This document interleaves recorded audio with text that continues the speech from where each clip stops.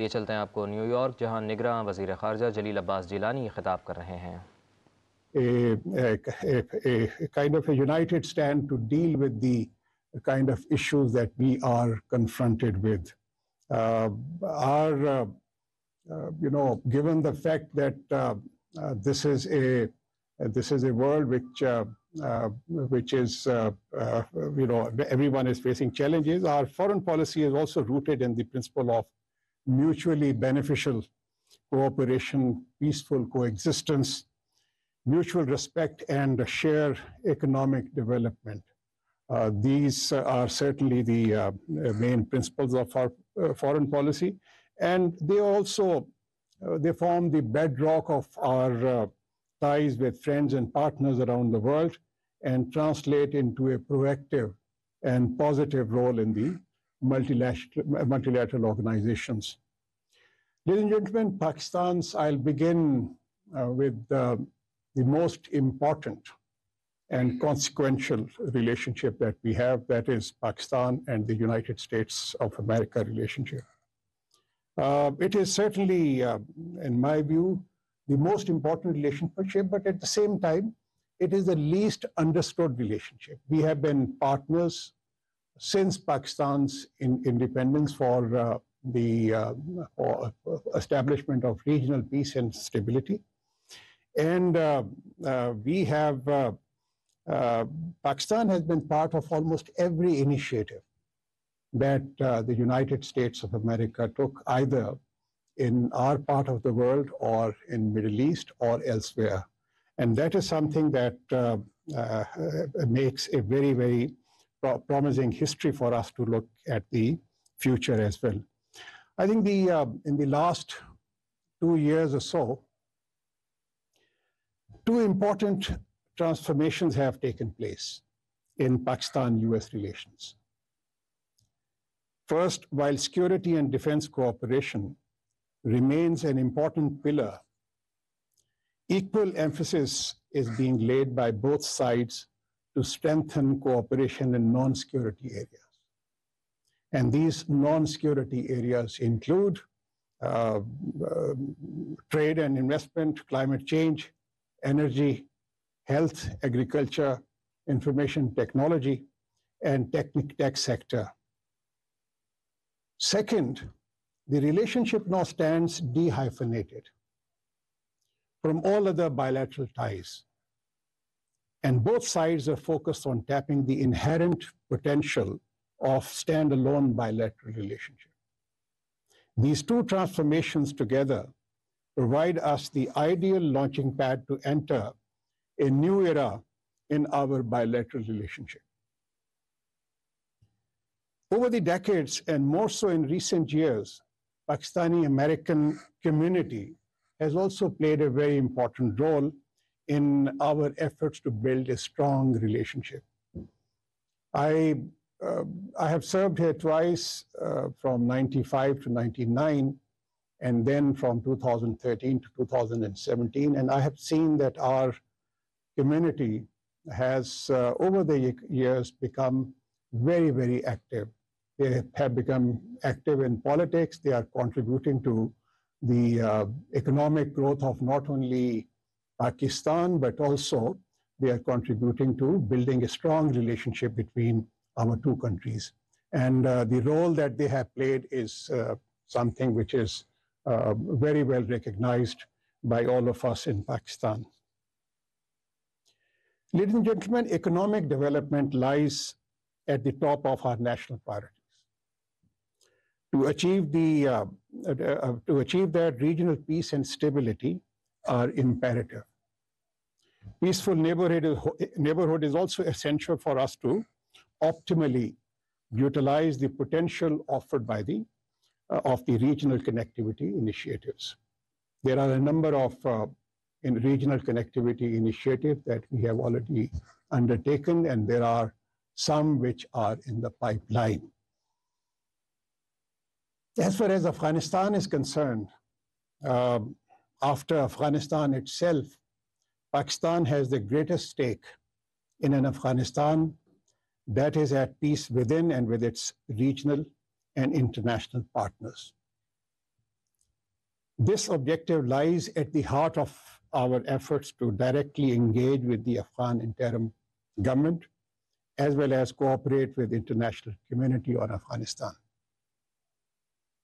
We are hosting close to 4 million Afghan refugees in Pakistan. And this is something that we have been hosting for the last almost 4 decades. Afghan authorities and the international community, they continue to work to ensure that these Afghan refugees, whenever the situation settles down, they go back to contribute to the economic development of their own country, which is Afghanistan. This is something that we really feel proud of, because the number of refugees that we have hosted over the last several decades, that is perhaps unprecedented anywhere in the world. We also share the international community's concerns over human rights situation in Afghanistan, especially issues related to women's rights, girls' education, and women's employment. We will continue to raise these issues with the Afghan interim administration. We believe that instead of coercive measures, engaging the Afghan interim government is much more likely to deliver results. Equally important is to avert humanitarian crisis in Afghanistan. For that purpose, I think delinking aid from political considerations holds the key in this regard. We remain steadfast in our commitment to fight terrorism and extremism. We condemn all forms and manifestation of terrorism, including state terrorism and state-sponsored violence against religious minorities. We also reject any attempt to politicize the issue of terrorism by linking it with certain countries, communities, regions, or religions. The entire global community is the victim, and we have to act together to uproot this menace. For Pakistan, the biggest concern right now is the enhanced terrorist threat from TTP and ISK and their ability to use Afghan soil for launching attacks against Pakistan. We remain closely engaged with the Afghan interim administration on this issue. While we are committed to fighting and defeating the terrorists, we wish to highlight that terrorist outfits trying to gain a foothold in Afghanistan should be treated as a threat to the neighborhood and the entire international community. Pakistan desires peaceful and cooperative neighborly ties with India. Unfortunately, Pakistan's positive outreach and peace overtures, including the opening of Kartarpur corridor for visa-free visits from India, from Indian Sikh community into Kartarpur, and my predecessor's visit to India for the SCO meeting have been met with negativity. India's illegal actions in the occupied Jammu and Kashmir and abhorrent human rights violations of innocent Kashmiris at the hands of Indian security forces have further deteriorated relations between our two countries. Worsening religious extremism in India, especially against Muslims, has further complicated the situation.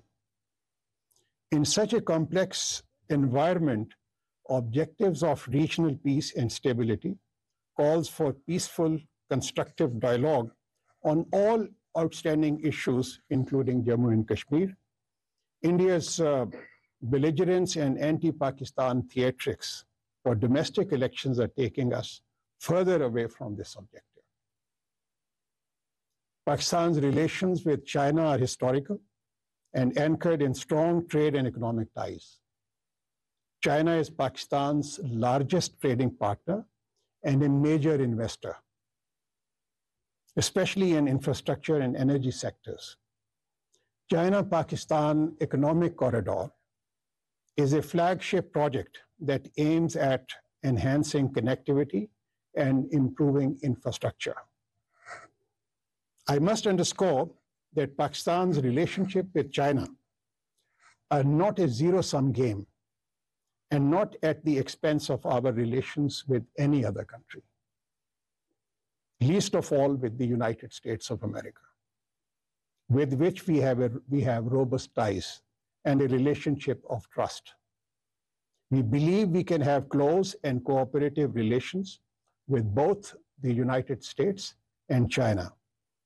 Having acted as a bridge between the two countries in the past, we remain convinced that a stable and cooperative relationship between US and China is imperative for global growth, development, and security. Pakistan's position on the Ukrainian crisis is dictated by our belief in amicable resolution of conflicts and respect for the UN principles and territorial integrity and sovereignty. We will continue to play a constructive role to help end the war and mitigate the sufferings of the Ukrainian people. We hope that peace would prevail to allow people of both Russia and Ukraine to enjoy its dividends.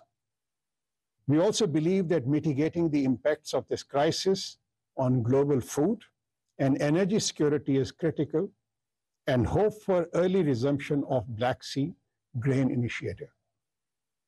We recognize the importance of international cooperation for global peace and prosperity. To this end, Pakistan has always been a strong advocate for multilateralism, believing that through dialogue and diplomacy, we can resolve conflicts, alleviate poverty, and achieve sustainable development. We have been actively involved in the United Nations peacekeeping missions, contributing our troops to promote peace in conflict-ridden areas. Pakistan also considers arms control, disarmament, and non-proliferation efforts as vital tools to promote the goals of peace and security at the global and regional levels.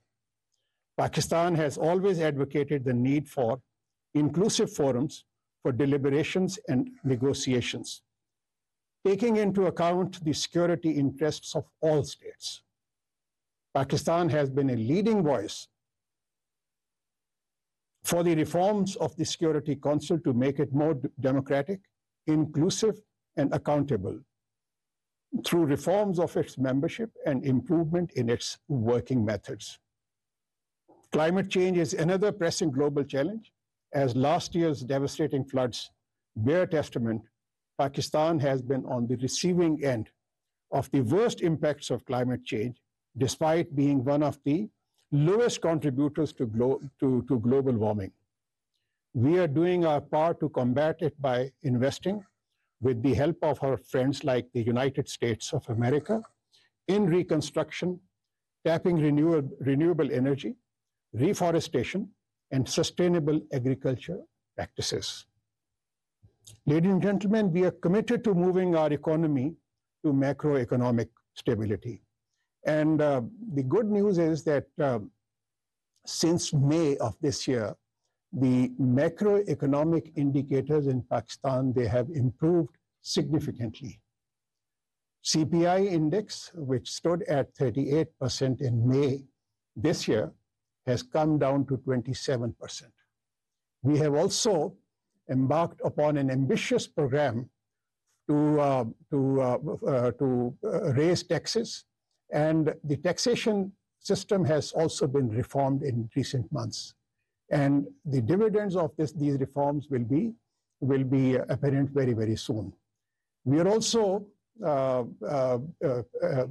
introduced a special program for investment in Pakistan, which is known as Special Investment Facilitation Council.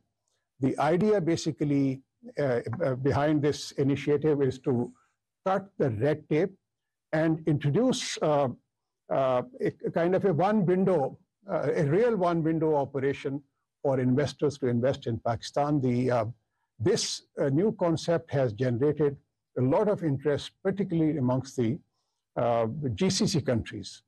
And in the last 1 month, we have signed agreements with investors from the Middle Eastern countries under this program, almost close to about $35 billion. The investment is coming in sectors like agriculture, information technology, energy, mines and minerals, and defense production. All these areas are up for investment for overseas investors, and the response has been extremely positive from our point of view. We are also training we have set up new IT training centers in Pakistan, and we hope to produce about 200,000 IT experts every year, which would, from a conservative estimate, will take our IT exports from the current level of $2.5 billion to almost $10 billion in the next 4 to 5 years. One important factor that has been introduced is the fiscal discipline. So that is something that is being seriously taken by all of us. Of course, problems are there because of the inflationary pressure, because of the prices of fuel and gas in the international market, which also creates its own dynamics in Pakistan. Ladies and gentlemen, let me conclude by reiterating that Pakistan is committed to playing its part in the Committee of Nations to address the pressing challenges of our times and realize its vision for peace, stability, justice, equity, and shared prosperity. I thank you all.